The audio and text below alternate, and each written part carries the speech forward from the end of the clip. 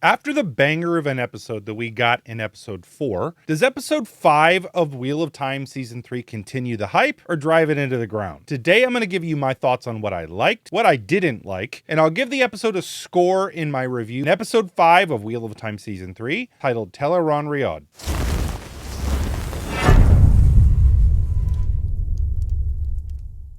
Let's kick things off by talking about episode 4 again, only because I've seen near universal acclaim for the episode and the responses to it. The non-book readers I speak to on a regular basis loved it, and they felt like they understood what was going on, which was a fear of mine. And it seems that book readers are pretty happy with what we got as well. It's rare that we've seen this kind of excitement behind an episode of the show, and as I said in my episode 4 review, I think this was the best episode that they've released in the series so far. I mention all of this because as we get into discussing episode 5, there's always a different standard when you follow up an episode as well loved as episode 4. If you think of a season like a roller coaster, there's a ramp up moment that leads you up to that big drop. That was sort of episodes 1 through 3. And then episode 4 hits, it's that big drop, it's the fun part, and now it's time to go back up another hill. Episode 4 was the big drop, and I think episode 5 is getting you ready to go up another big hill. So it's sort of a setup episode. And although there was some action in the story, and we certainly touched on all the major plot points, like I said, it's really just setup. So the TLDR, the episode was not nearly as good as episode 4, but that doesn't necessarily mean it was bad. There are still some bafflingly weird choices that they make at times to me, but nothing this season has been a real deal breaker. And they're taking on some of the harder moments or harder elements from the books to translate, like the Terangrial in the last episode going back in time, and then in this episode, Teleron Riyadh or the World of Dreams itself. Wheel of Time is distinct because there's really a couple of different magic systems in play in the book series. You have the One Power, which everybody sees as the most commonly used, it's the most talked about, and it has fairly strict rules in the books about what can be done with it and things that can't be done. But there's also the World of Dreams, or Teleron Riyadh, and the rules around how it's used and what can be done there. And I'll talk more about this in my breakdown video of episode 5 that'll come out here in a few days, but adapting these big magic systems with lots of rules to television is a big task because it's really hard to communicate all of those rules and tell a fun, entertaining story in the time they have. So you simply have to simplify things.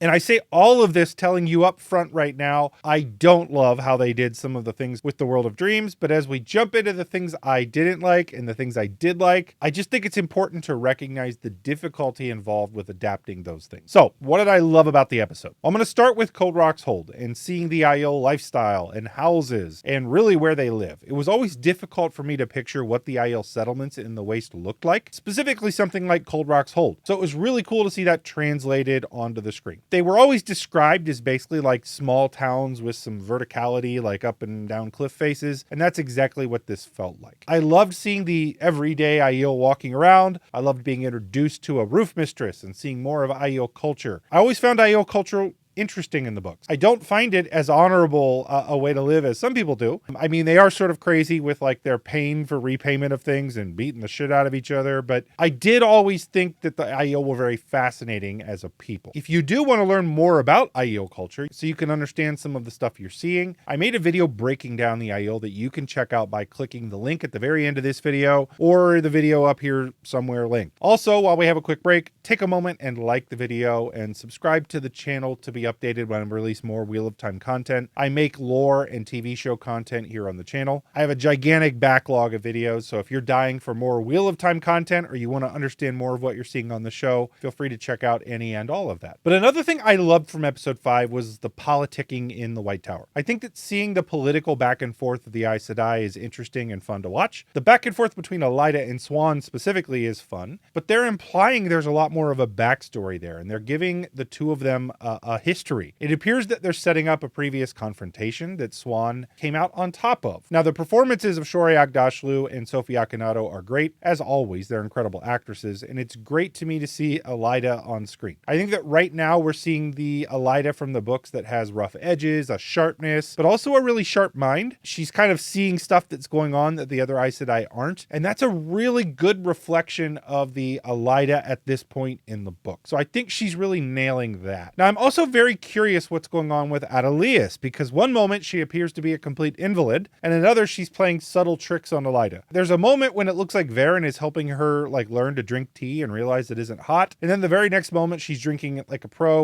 with nothing's wrong with her. So there's clearly something going on there, and I'm anxious to see how all that plays out. Another thing that I enjoyed this episode is Fael. Isabella Bucchieri is absolutely great as Fael. Fael is not one of my favorite characters from the books, but I'm really enjoying her in the show. She's witty, she's capable, and she's a badass. Her fight scene towards the end of the episode was like a bit of Black Widow. I mean, she was doing like those jump takedowns. She was using her knives. She's really taking over my headcanon of what I picture Fael as when I read the books. I also really enjoyed the softer Moiraine moments. Some of her time with Lan and Swan, regardless of how I feel about how that interaction with Swan happened, which we'll talk about in a moment, I did love some of those moments with Moiraine. These were very much character moments, but you can see sort of the bravery or the badassery that is Moiraine, that she gave up so much of her life to help Rand, to find Rand, I should say, and then help him. Seeing how her discovery of her fate has kind of rocked her, not because she's going to die, I think that's interesting, but because she won't be there to see it through, that's gut-wrenching. And you can sort of empathize with how cruel of a fate that must be for her to have to do all of this work and give up so much and then not be there for the payoff. Rosamund gives such a focused and great take on Moiraine. Moiraine was always a different approach to the wise wizard trope in fantasy. She was always very singularly focused. She has a win at all costs personality, which gave her a ruthlessness. And I really feel like Rosamund conveys that really, really perfectly. Moraine's not out to make friends. She's out to get shit done. And I really also love the chemistry between Mat and Min, which is such an odd thing to say considering that they really never spent any time together in the books. So it's going to be interesting to see where that goes. I do not think that they are setting up a love interest at all for anybody that's worried about that, but I think the friendship is interesting. The chemistry is good, even though it didn't really happen in the books that way. Kira Coveney continues to be pitch perfect as Elaine, and Mat's reactions to her are right on point as well. Although Mat did not go with them for this storyline in the books, this is almost exactly what I would have expected Mat to do if he did, which is really fun to see. I think they're getting Mat's tone right. It was also cool in this episode to explore a bit of the world of dreams and to begin to understand what can be done there, even if some of it was a bit rushed and the rules were really loose, which we'll talk about here in a moment. So what didn't I like? Well, as I mentioned earlier, there are a few things that definitely made me scratch my head as adaptation choices or just poor writing, in my opinion. But that had less to do with an adaptation and more to do with just what I think is just poor storytelling. Although I mentioned I love the back and forth between Elaida and Swan, I think they are making Elaida a bit too direct in her confrontation. She does a number of things in this episode that at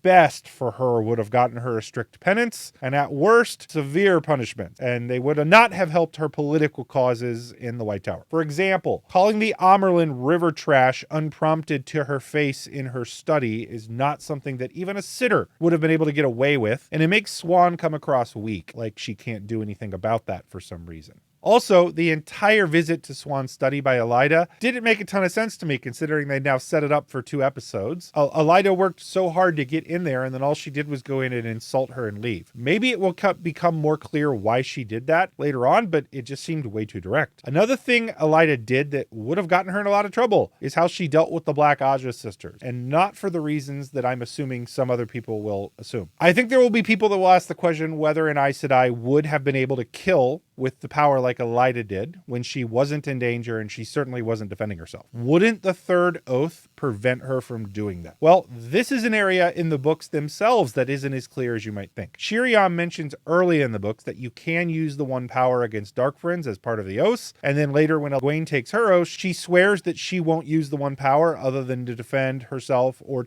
against dark friends and Shadowspawn. So we don't see dark friends mentioned though in the other times we see the oaths taken in the book. So again, it's a gray area, and they've clearly gone with the idea that a sister can use the one power against dark friends without questions, which is backed up by what Swan did to Liandrin in episode 1. So no, I do not think there's an issue with what she did there. In fact, I think it's really the bigger issue is that she went in and killed a prisoner with no repercussions. She isn't the Amerlin. She isn't the executioner. She isn't able to unilaterally do whatever she wants and go question people and kill them. This is just another thing that would have ended any political hopes for her, in my opinion. Another issue that I had with the episode is that I continue to have issues with the way the Two Rivers plot is going down. Perrin seemed to, again, have no urgency to go help the Cothans until Fael prompted him to, which does not really set him up to be the leader that he should be. And I'll just say this, it's going to be very, very hard to redeem any of the White Cloaks after burning Natty Cawthon at the stake. They did her dirty. It was also a bit odd that the White Cloaks needed reinforcements to go to the Two Rivers when they already had done that before when Perrin was there, and no one had shown any real resistance, so I'm unsure why the White Cloaks that were already there just couldn't go to the Two Rivers if that's what they wanted to do. I think that the storytelling for this plot line is just significantly lower quality than the rest of the season so far. It's not terrible, but it's just far from good in my opinion. And the last thing I didn't really like specifically was what they did with Moiraine and Egwene in Teleron-Rio. I don't mind some of the other things that Egwene did that she shouldn't have been able to do in the World of Dreams, like visiting all of her friends. That's fairly dangerous to do. You can get sucked into dreams, etc., etc. That just needed simplified, and the reveal with Lanfear was good storytelling. I can see where they're going with that. The issue I really have was how she was able to learn once on screen, and then suddenly she was able to take Moiraine, who was just sitting next to her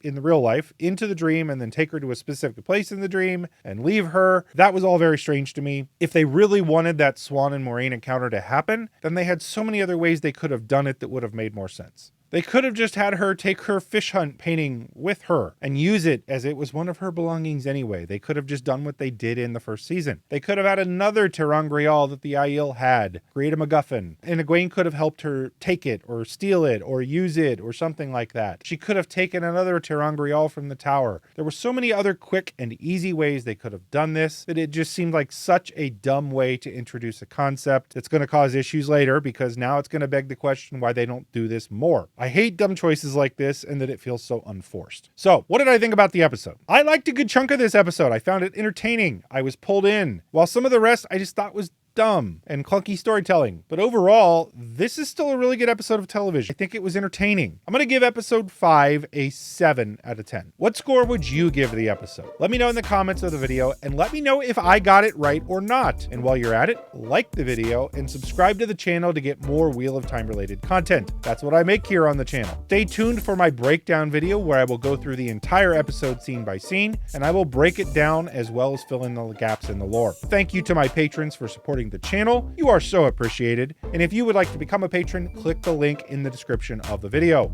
Lastly, if you liked this video, check out some of these other videos that I think you're going to love as well. Thank you for watching, and until next time, peace out.